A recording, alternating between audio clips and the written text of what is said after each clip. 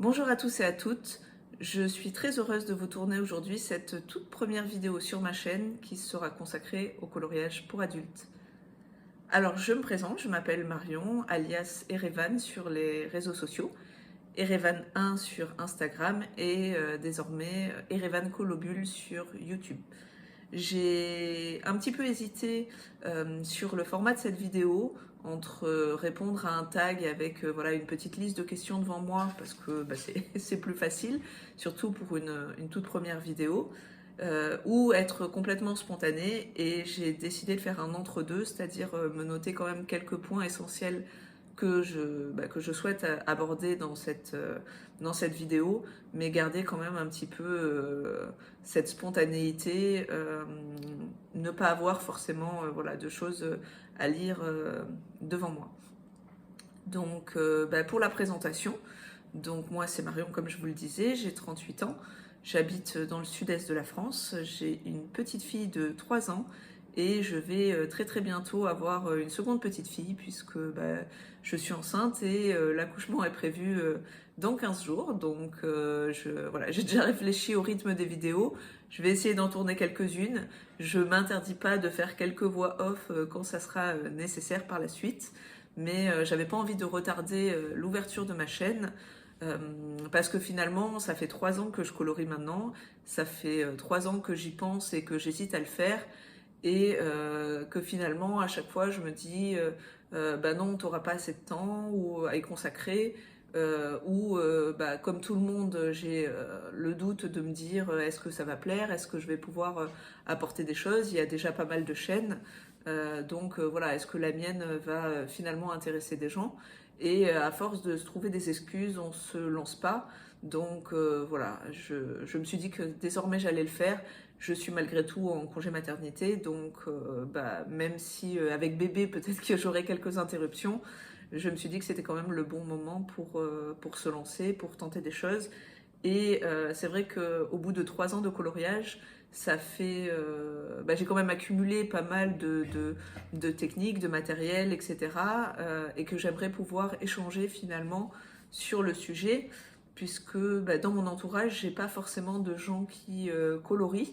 Et c'est vrai que partager sa passion avec son conjoint qui est pas forcément très au fait de la chose, c'est moins intéressant que de partager avec des gens qui sont comme vous, passionnés ou intéressés par le sujet.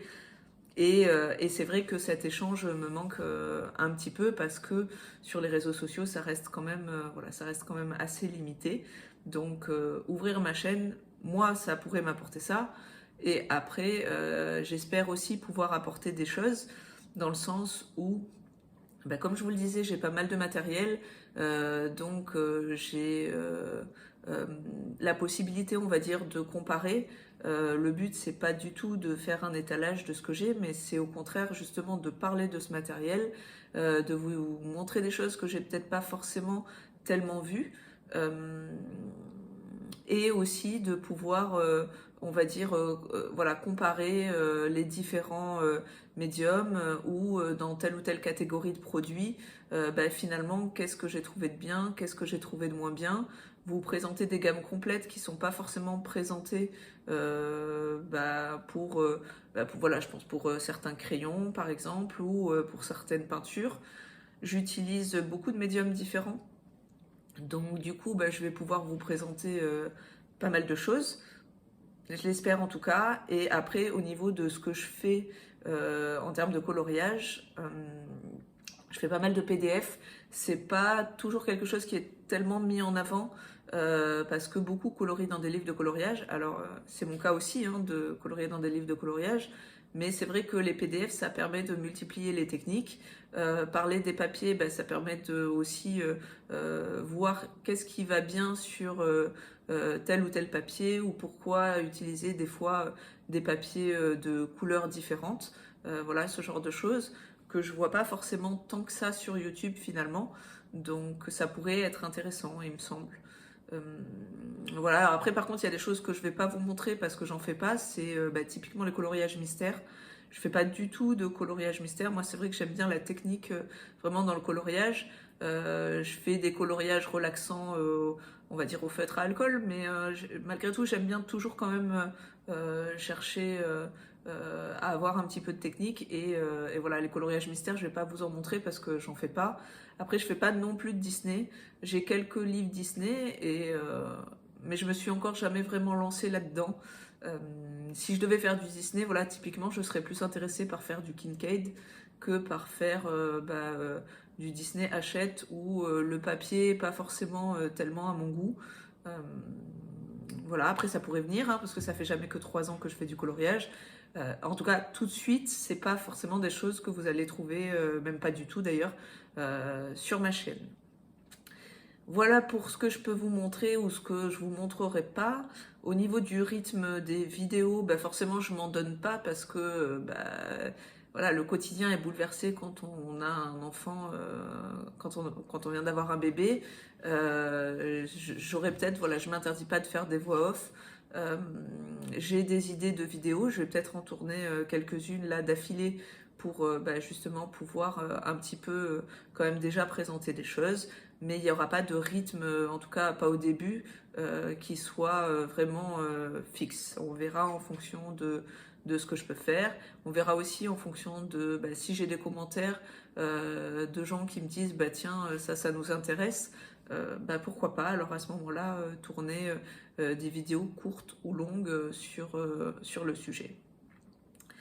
Voilà pour la présentation de la chaîne, sur ce que je compte faire. Maintenant, je pense que peut-être ce qui pourrait être intéressant, c'est de vous montrer quelques réalisations récentes, hein, bien sûr, pour que vous puissiez voir ce que je fais. Et comme ça vous donnera une idée de si ça vous plaît ou pas, si ça vous intéresse ou pas. Dans tous les cas, je vous remercie d'avoir regardé la vidéo jusqu'à maintenant.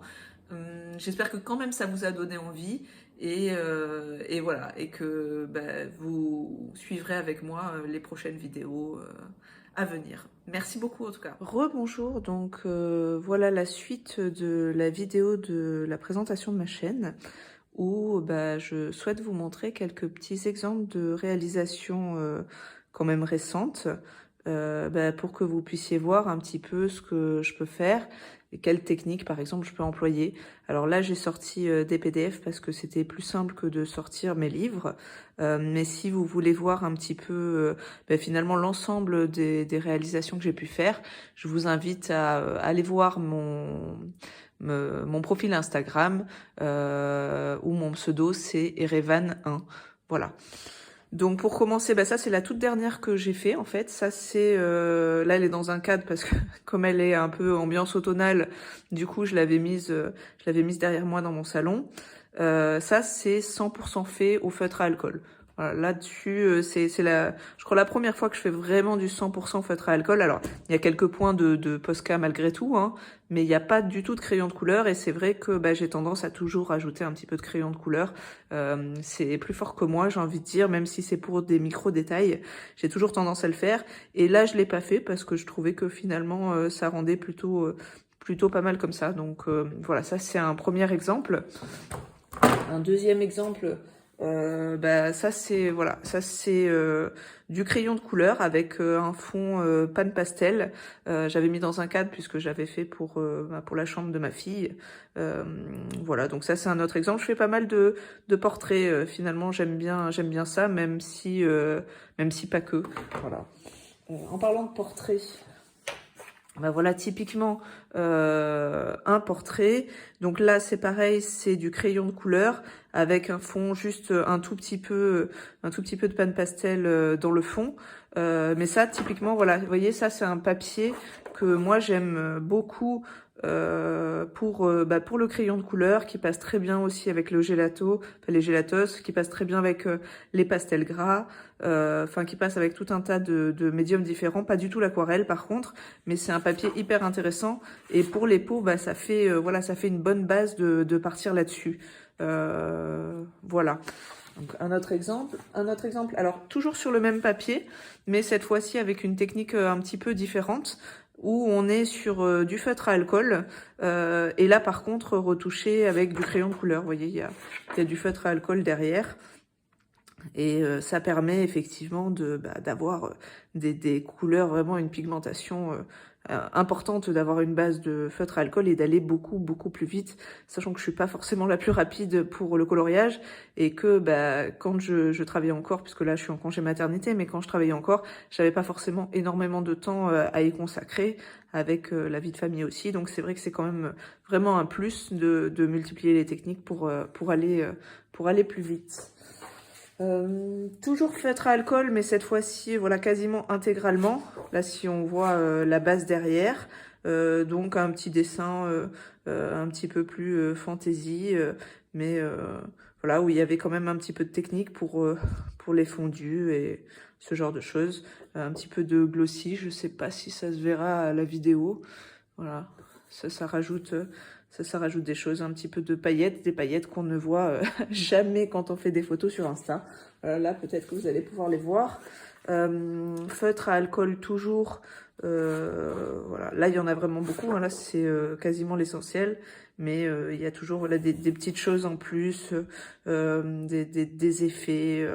Là, typiquement, voilà, il y a du pastel gras qui vient en plus. Alors ça, c'est des choses qui sont quand même plus connues, hein, bien sûr.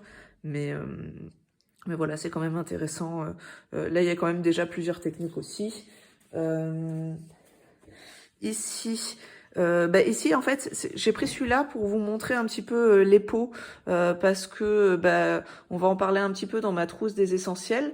Mais je me disais que ce qui pouvait être intéressant, c'est aussi de vous montrer quelques crayons basiques. Moi, je multiplie en fait les gammes de crayons. J'ai jamais une seule gamme pour colorier, ou en tout cas, c'est vraiment très rare. Et dans ma trousse des essentiels, j'ai quelques crayons préférés qui permettent typiquement voilà de faire des peaux un petit peu plus violacées, un petit peu plus intéressantes.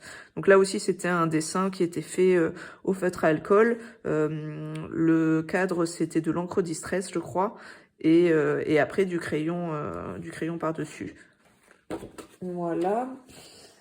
Et là, par contre, je vais vous montrer la 2 colos d'affilée. Je vais peut-être même vous les montrer ensemble, où on multiplie un petit peu les techniques, typiquement des techniques de scrap.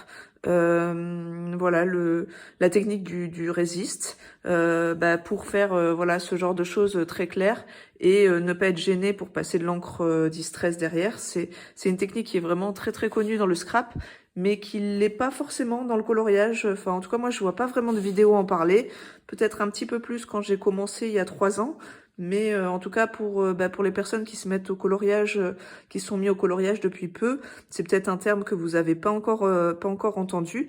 Et pourtant, c'est très pratique parce que ça permet typiquement d'avoir du clair et de pas être gêné après pour venir passer de l'encre par-dessus. Donc là, j'ai multiplié effectivement de l'embossage à chaud ici, avec du tamponnage, avec je crois que ça s'appelle du résist spray pour faire une base d'encre en spray par exemple, et puis quand on passe par dessus, il y a des endroits où du coup ça va pas prendre. Voilà, je trouve que c'est plutôt intéressant sur 2 papiers qui sont complètement différents.